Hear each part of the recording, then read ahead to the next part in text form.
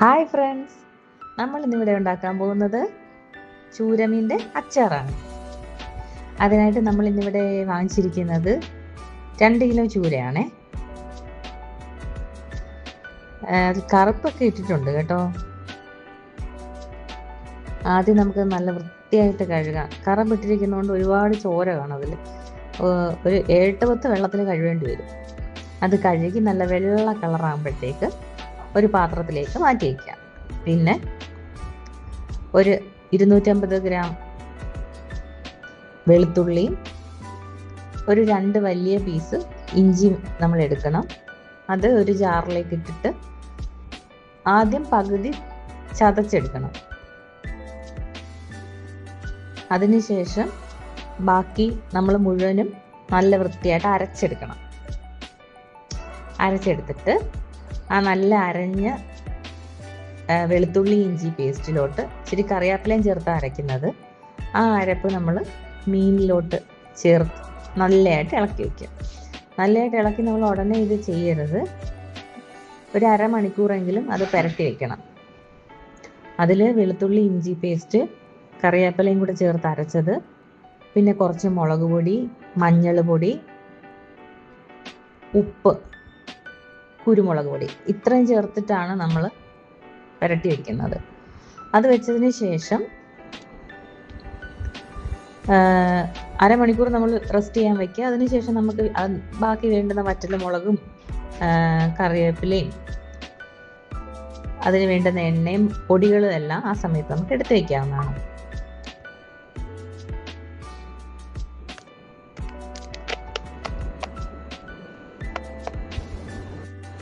അത് കഴിഞ്ഞിട്ട് ഒരു ചട്ടിയല്ല, നമുക്കിവിടെ ഓട്ടുരുളിയുണ്ട്.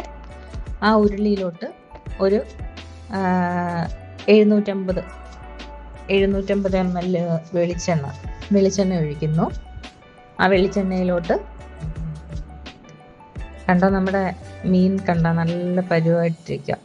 ആ വെളിച്ചെണ്ണയിലോട്ട് മീൻ കുറേശ്ശെ ഇട്ട്, ഇത് 2 കിലോ മീനാകുമ്പോൾ ഞാൻ വെളിച്ചെണ്ണ ചേർത്തത് എനിക്ക് 3 തവണ ആകുമ്പോഴത്തേക്കും വറുത്ത് കോരി തീർക്കാനായിട്ട് പറ്റും. കുറേശ്ശെ അകലമിട്ട് നമ്മൾ എണ്ണയിലോട്ട് ഇട്ട് കൊടുക്കുക. എണ്ണയിലോട്ട് ഇട്ട് കൊടുത്തതിന് ശേഷം അത് ഫുൾ ഫ്ലെയിമിലാണ് ഞാൻ ഇട്ടിരിക്കുന്നത്. ആ ഫുൾ ഫ്ലെയിമിൽ ഇട്ട് നല്ലതായിട്ട് ഒരു ഗോൾഡൻ ബ്രൗൺ കളർ തന്നെ വരണം. ആ ഗോൾഡൻ ബ്രൗൺ കളർ വരുന്നത് വരെ തിരിച്ചും മറിച്ചായിട്ട് നമ്മൾ ഇട്ട് കൊടുക്കണം. ഒരുപാട് ഇളക്കരുത്, അത് പൊടിഞ്ഞു പോവും. അടിക്ക് കൂട്ടി വേണം നമ്മൾ തിരിച്ചു മറിച്ചിടാനായിട്ട്. ഈ സമയത്ത് ഈ എണ്ണയ്ക്കകത്തുനിന്ന് നല്ല ഒരു സ്മെല്ലാണ് വരുന്നത്. കാരണം ആ വെളുത്തുള്ളിയും ഇഞ്ചിയും ആ പേസ്റ്റും ആ കറിവേപ്പിലയും കൂടി ഇരിക്കുമ്പോഴത്തേക്കും നല്ല ചിക്കൻ ഫ്രൈഡ് ഒക്കെ മണമായിരിക്കും നമുക്ക് നല്ല വരുന്നത്. അപ്പുറത്തും ഇരിക്കുന്നവരൊക്കെ ഓടി വരും അതിൽ നിന്ന് പീസ് പറക്കി എടുക്കാൻ വേണ്ടിയിട്ട്. മോളാണെങ്കിൽ അതിൻ്റെ മണം കേൾക്കുമ്പോഴേ ചിക്കൻ ഫ്രൈ ആണെന്ന് പറഞ്ഞുകൊണ്ട് വരാറുണ്ട്. അപ്പം നമുക്ക് ആദ്യത്തെ സെറ്റ് വറുത്ത് കോരിയിട്ടുണ്ട്. ഇനി അടുത്ത സെറ്റ് അങ്ങോട്ട് ഇടാം. 2 സെറ്റ് ഇപ്പം വറുത്ത് കോരി നമ്മൾ. ഇപ്പം 3ാമത്തെ സെറ്റ് ഇടുന്ന ഞങ്ങൾ കാണിക്കുന്നത്. ലാസ്റ്റ് പാർട്ട് വറുത്ത് കോരാനായിട്ട് ഇടുന്നത്. 3 പാർട്ടായപ്പോഴത്തേക്കും നമുക്ക് തീർത്തെടുത്തു. ലാസ്റ്റ് ആയപ്പോഴത്തേക്ക് എണ്ണ ഇച്ചിരി കുറഞ്ഞു വന്നിട്ടുണ്ട്. പക്ഷേ കുഴപ്പമില്ല, നല്ല ഫ്ലെയിമിൽ കിടക്കുന്ന ചട്ടി നല്ലതായിട്ട് ചൂടായിട്ടിരിക്കുന്നതുകൊണ്ട് അത് കഷ്ണങ്ങൾ അതിലോട്ട് വരുമ്പോഴത്തേക്കും ഫുള്ളായിട്ട് ആ എണ്ണ കവർ ചെയ്ത് വരുന്നുണ്ട്. പിന്നെ നമ്മൾ ഫ്ലെയിം എപ്പോഴും ഫുൾ ഫ്ലെയിമിൽ ഇടുന്നതുകൊണ്ട് ആ ചൂടിൽ അങ്ങോട്ട് കിടക്കുന്നതുകൊണ്ട് അധികമായിട്ട് പൊടിഞ്ഞും പോകത്തില്ല. ഇത് നമ്മുടെ എള്ളെണ്ണയാണ്. ഈ എള്ളെണ്ണ ഇപ്പം ചേർക്കുന്നില്ല. ചില സമയത്ത് ഞാൻ ചെയ്യുമ്പം ഈ എള്ളെണ്ണയ്ക്കകത്ത് എള്ളെണ്ണ ഒഴിച്ചിട്ടാണ് ഇത് ചെയ്യുന്നത്. എള്ളെണ്ണ ആദ്യം ഒഴിച്ച് വെളിച്ചെണ്ണയും കൂടെ ചേർത്ത് മിക്സ് ചെയ്തിട്ടാണ് ഇത് മുരിച്ച് മാറ്റുന്ന സമയത്ത്. ഇതിപ്പോൾ അങ്ങനെയല്ല. ഇത് നമുക്ക് ഈ എള്ളെണ്ണ എന്ന് പറയുന്നത് ലാസ്റ്റ് ഒഴിക്കാൻ വേണ്ടിയിട്ടാണ്. നമ്മളിപ്പോൾ ഇതിലോട്ട് കടുക് ഇട്ട് കൊടുത്തു, പിന്നെ ഒരു കൈക്കിരി ഇച്ചിരി ഉലുവ ഇട്ട് കൊടുത്തു, വെളുത്തുള്ളി ഇഞ്ചി ചതച്ച് വെച്ചിരിക്കുന്നത് ഇട്ട് കൊടുത്തു, പിന്നെ വറ്റൽമുളക് ഒരു 10-15 വറ്റൽമുളക് ഇട്ടിട്ടുണ്ട് ഞാൻ. പിന്നെ കറിവേപ്പില ഇവിടെ ഇഷ്ടം പോലെ ഉണ്ടായിട്ട് അതും വാരിയിട്ടിട്ടുണ്ട്. അത് നല്ല മൂത്ത് വരുന്നൊരു മണം വരും. ഈ സമയത്തൊക്കെ ഭയങ്കര മണമാണ്. നമ്മുടെ അടുക്കളയിലൊന്നും നിൽക്കാൻ പറ്റത്തില്ല, നല്ല മണമാണ്. അത് നമ്മൾ ഒരുപാട് കരിഞ്ഞു പോകാതെ ഇളക്കിക്കൊണ്ട് നിൽക്കണം കേട്ടോ. അത് ഇളക്കി നല്ല ഒരു ഗോൾഡൻ കളർ വരും. ആ സമയം ആകുമ്പോഴത്തേക്ക് ഈ സമയത്ത് ഞാനിപ്പോൾ ഇച്ചിരി ഫ്ലെയിം കുറച്ചിട്ടുണ്ട് പൊടി എടുക്കാൻ വേണ്ടിയിട്ട്. ഇപ്പം നമ്മൾ മുളക് പൊടിയാണ് എടുക്കുന്നത്. മുളക് പൊടി ഒരു 200 ഗ്രാം മുളക് പൊടി എടുത്തിട്ടുണ്ട്. പിന്നെ മുളക് പൊടി, പിന്നെ വരുന്നത് മഞ്ഞൾ പൊടി. മഞ്ഞൾ പൊടി ഒരു 2 കൊച്ചു സ്പൂണ്, 2 ചെറിയ സ്പൂൺ ഇട്ടിട്ടുണ്ട്. പിന്നെ ഉലുവപ്പൊടി ഞാൻ ഈ മഞ്ഞൾ പൊടി ഇടുന്നതിൻ്റെ കൂട്ട് തന്നെ ഇടും. പിന്നെ കായപ്പൊടി ഒരുപാട് ഇടാറുണ്ട്. ഒരുപാടെന്ന് പറഞ്ഞാൽ ഒരു 2 മഞ്ഞളിട്ട 2 സ്പൂൺ വരത്തില്ല, അത്രയും തന്നെ കായപ്പൊടി ഇടാറുണ്ട്.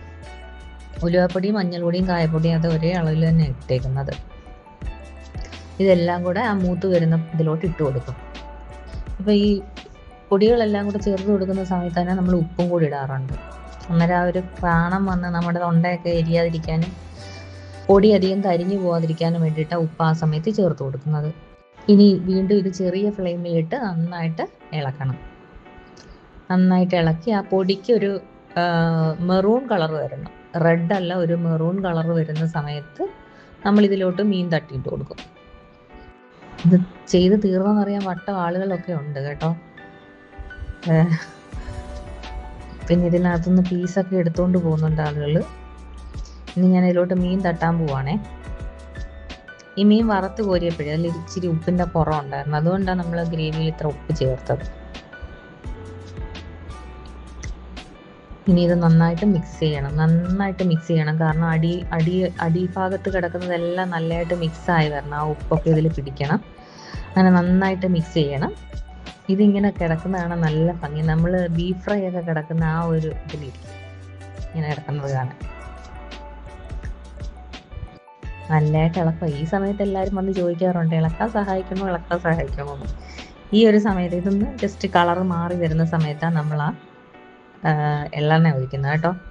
ഈ എള്ളെണ്ണ ഒഴിക്കുമ്പോഴത്തേക്കും കറക്റ്റ് നമ്മുടെ പണ്ടുള്ള അച്ചാറുകളില്ലേ, അമ്മാമ്മമാരൊക്കെ ഇടുന്ന കണക്കത്തെ അച്ചാർ, ആ അച്ചാറിൻ്റെ ഫ്ലേവർ അത് കറക്റ്റ് ഈ ഒരു എണ്ണ ഒഴിക്കുമ്പോഴാണ് വരുന്നത്.